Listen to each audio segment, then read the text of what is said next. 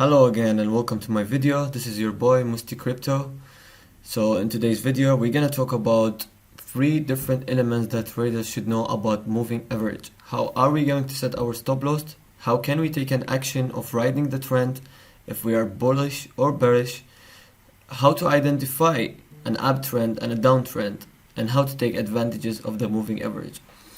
Before I start the video, I would like you to hit that subscribe button, like the video, and follow me on Twitter. On Twitter, I'll give all the updates about Bitcoin, altcoins, Ethereum, and about the space NFTs. So if you're interested about that, then please follow me on Twitter and give like to the video. Now, let's hop into our video.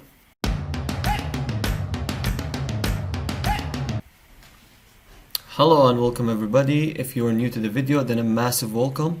My name is Musti, and I do bring you videos every day about the cryptocurrency market, teaching you how to make money every day. So if you like the content, then stay tuned.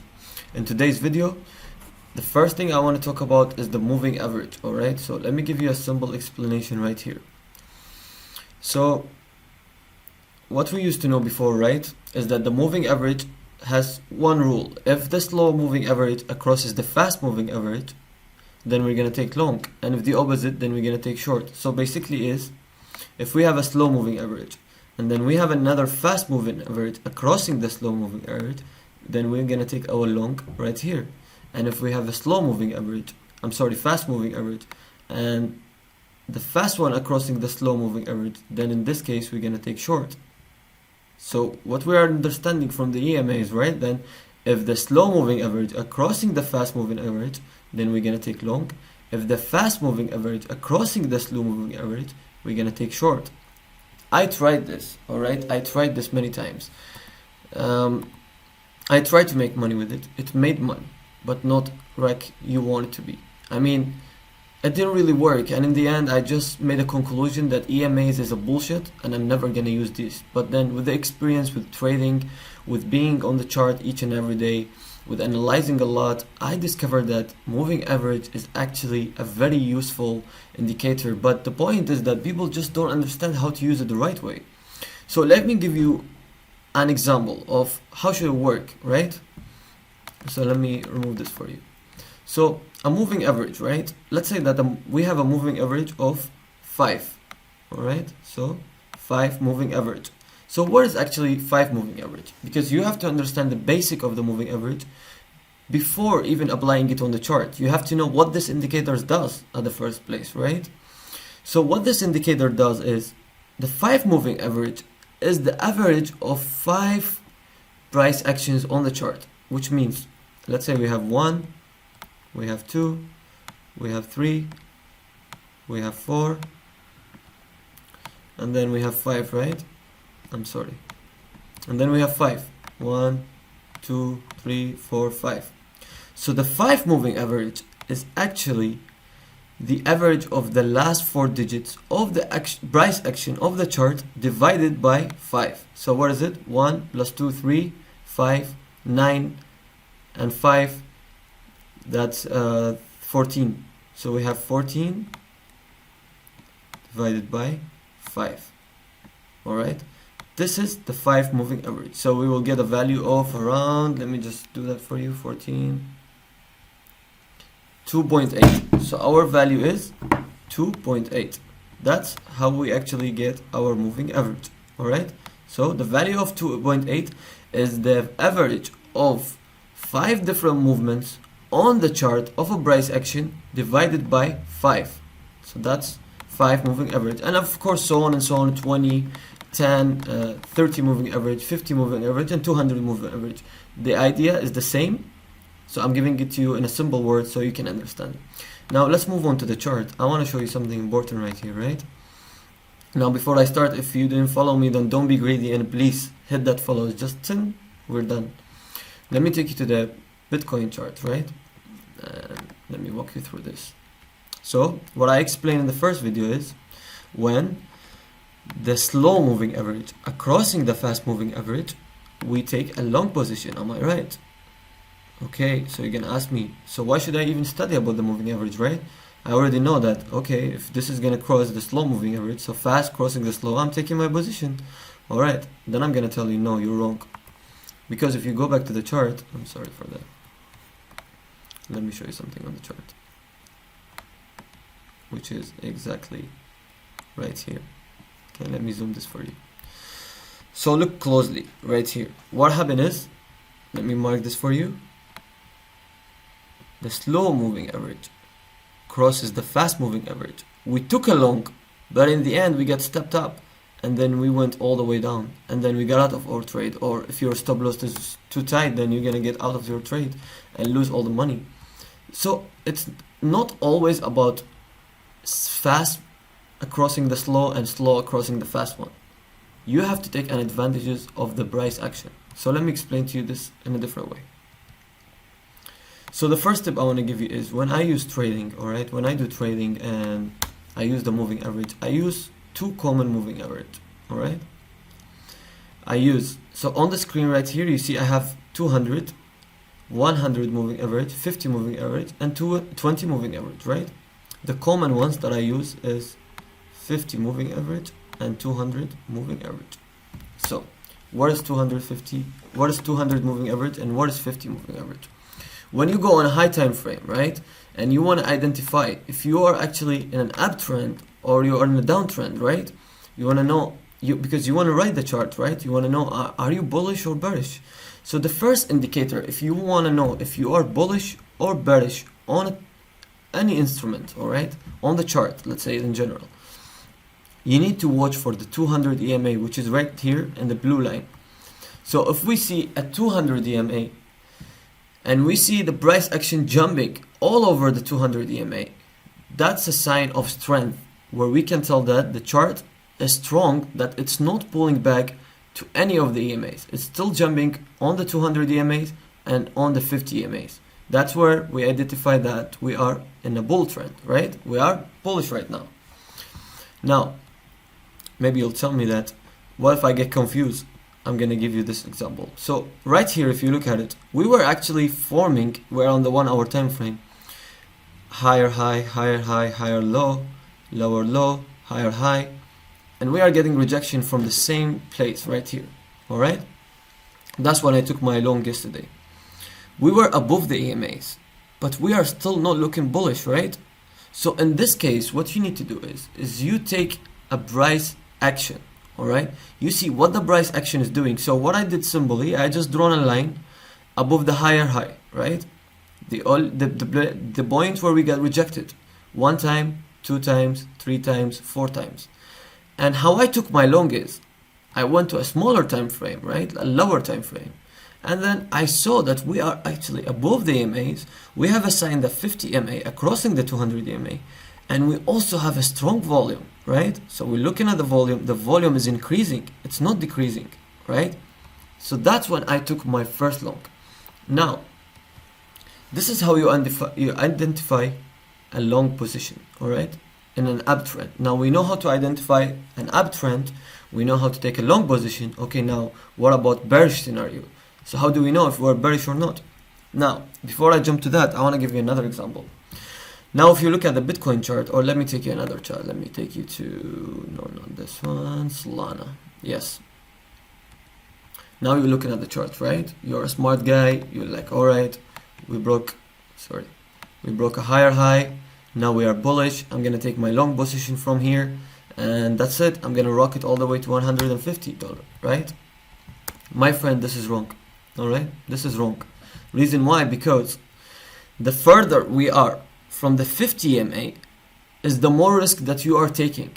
Because if you're planning to take a long position, all right, a long position on an uptrend, a better place to take your long position is either a retest of the 50 EMA, which you see right here, or a retest of the 200 EMA.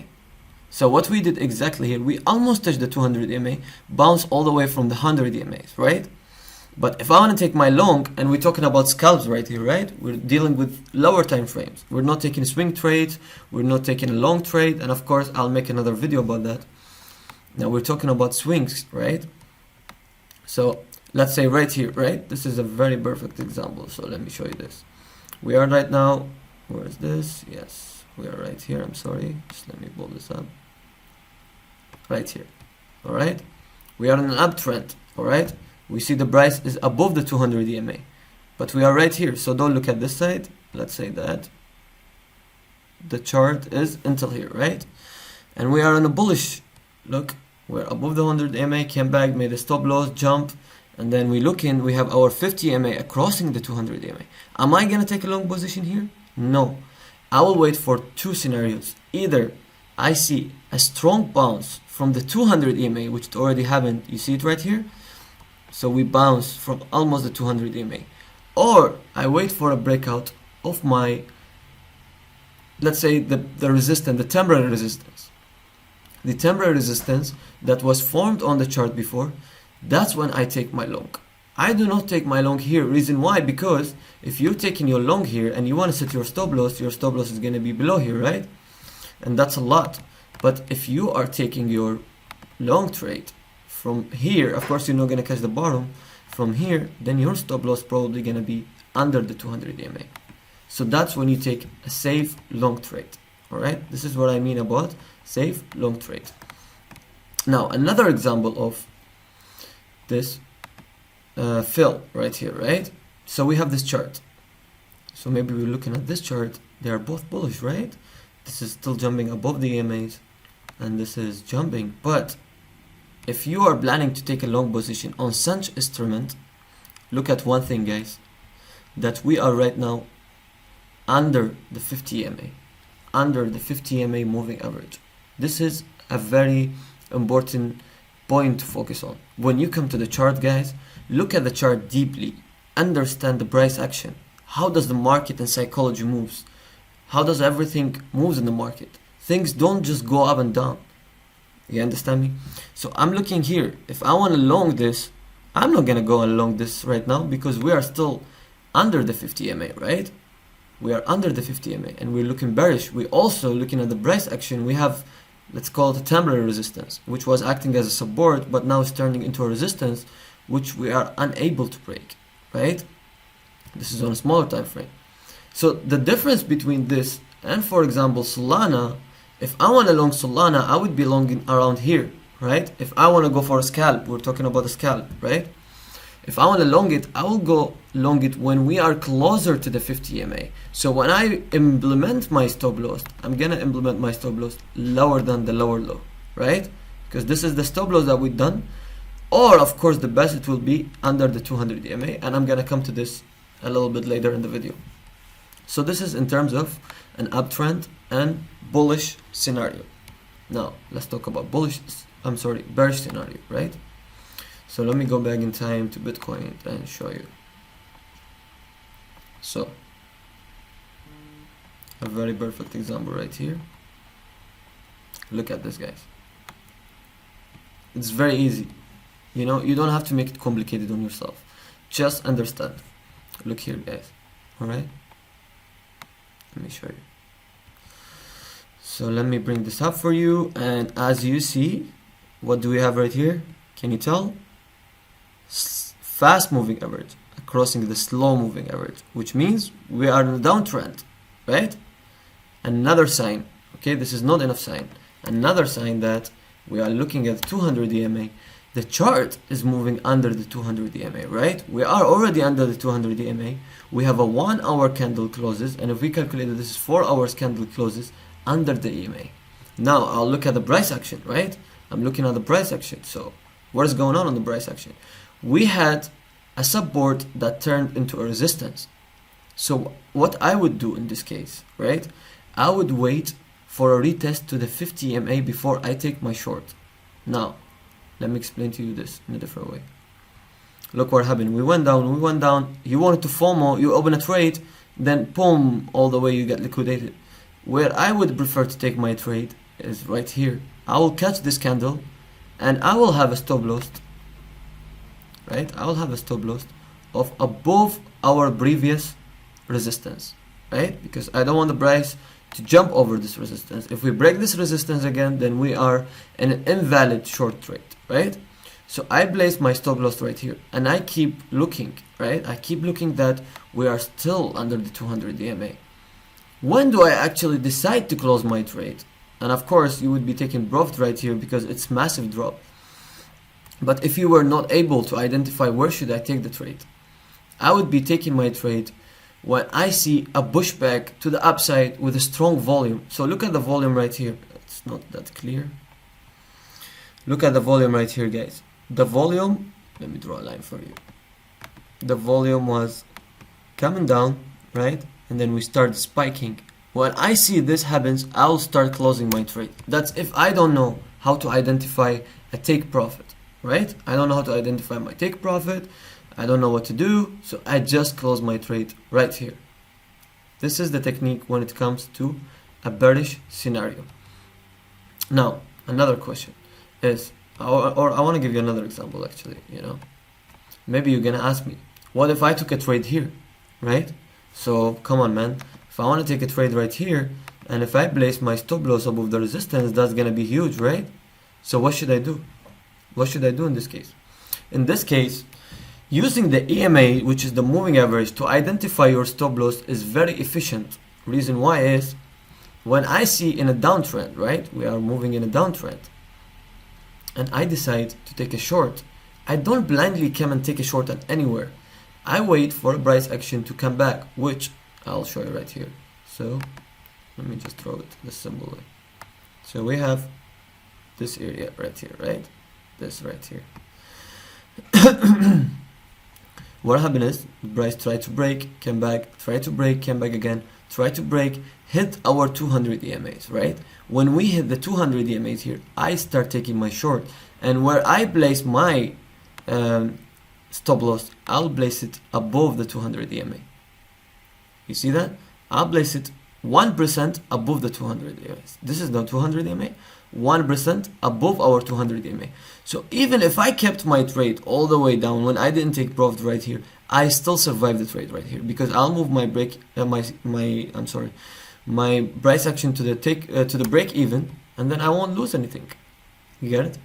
So this is an indicator how you identify to take your stop loss according to the moving average. Also, let me show you another example. For example, right now I'm on a trade with Solana.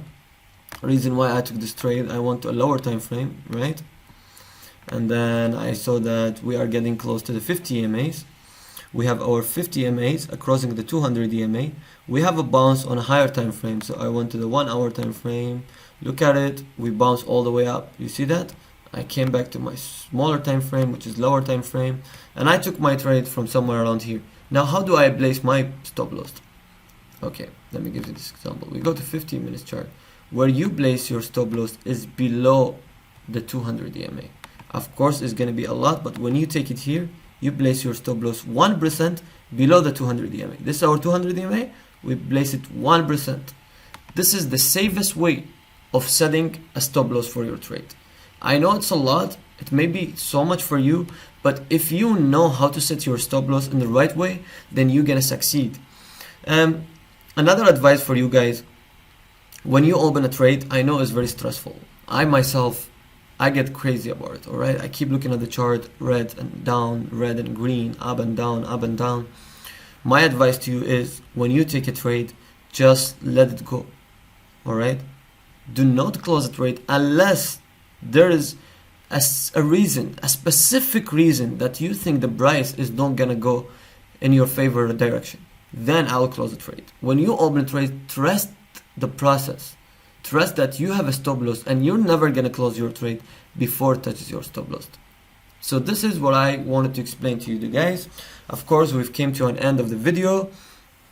I'm sorry if it was so short, but I hope that you all understood, because in today's video we had that how to identify a stop loss according to the moving average. How do we actually identify an uptrend or a downtrend? How do we find the right timing to open a long position or a short position on a different instrument? I hope you enjoyed the video. Before I end it up, please hit that like, subscribe to my channel. See you in another video.